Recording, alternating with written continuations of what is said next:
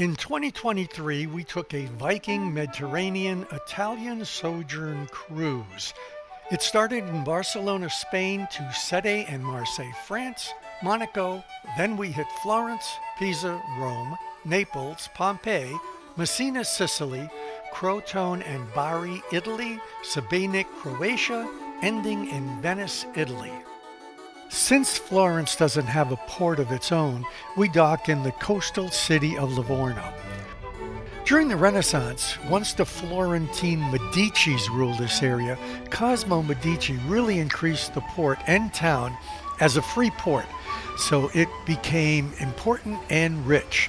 The Medici project involved the construction of wharfs and defensive walls to connect the old fortress with the Livorno lighthouse called the Light of the Pisans, and it was called that because it was built by Pisans in 1303. Cosimo considered it the ideal town. Hey, the mobs of Chicago may have owned a city, but the Medicis built a city. While still docked in Livorno, we did a second shore excursion to Pisa to see the Leaning Tower.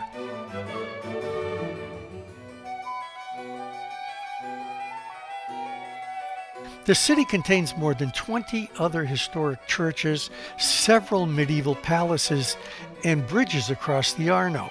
But the tower and the baptistry and the cathedral are what people come here to see, which is actually too bad.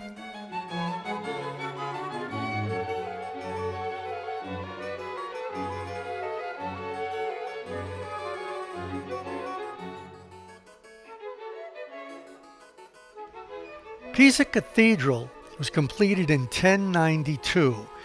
It's a medieval Roman Catholic cathedral dedicated to the Assumption of the Virgin Mary in the Piazza di Miracoli, if I'm saying that correctly.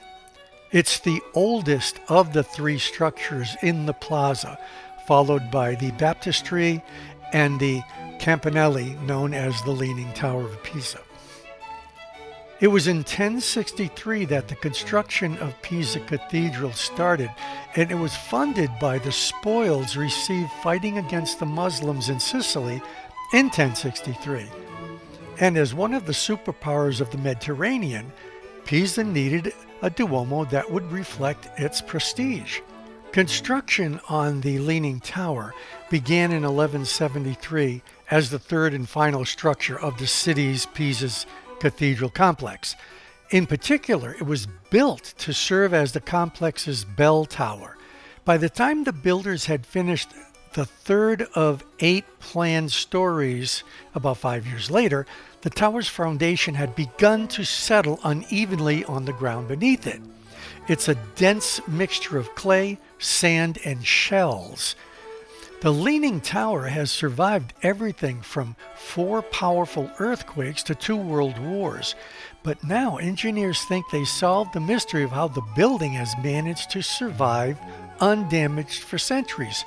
According to Civil Engineering's Department of the University of Bristol, ironically, the reason the tower is tilted is also why it survived so long.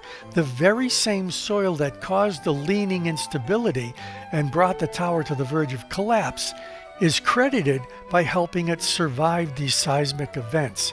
The height and stiffness of the tower, along with the softness of the soil underneath it, reduces the vibrations in such a way that the tower doesn't shake during an earthquake.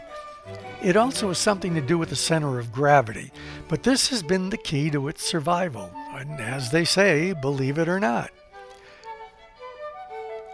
Benito Mussolini ordered Italian engineers to fix the tower in 1934, but that plan failed. And it was almost destroyed by the Allies during World War II, who were concerned that it may be a great hideout for German snipers, but it was saved at the last moment.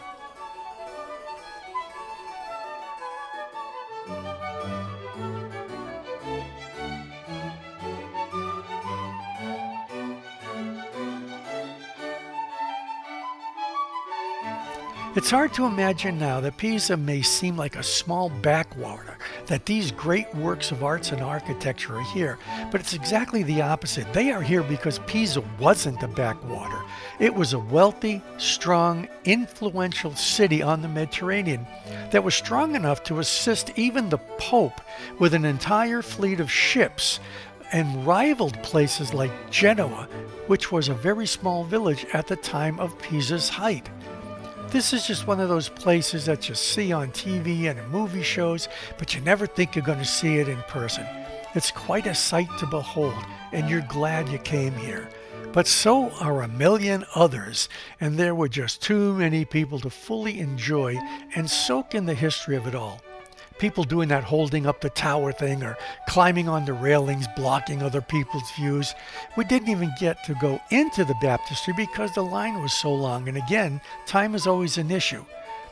But it is an amazing thing to see.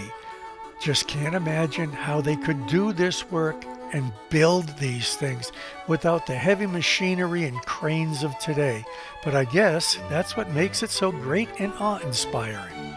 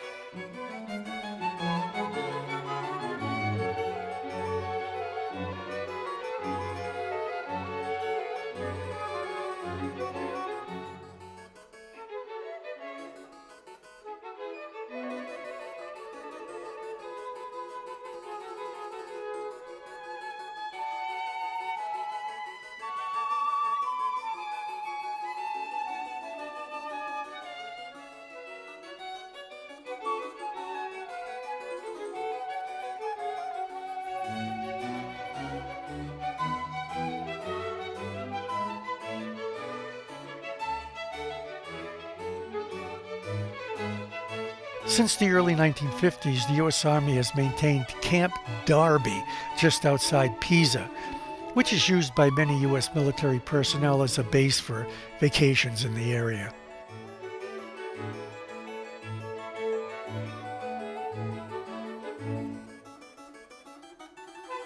Pisa was by the sea until the 15th century, by which time accumulated silt deposited by the Arno River had completely cut the city off from the receding shoreline.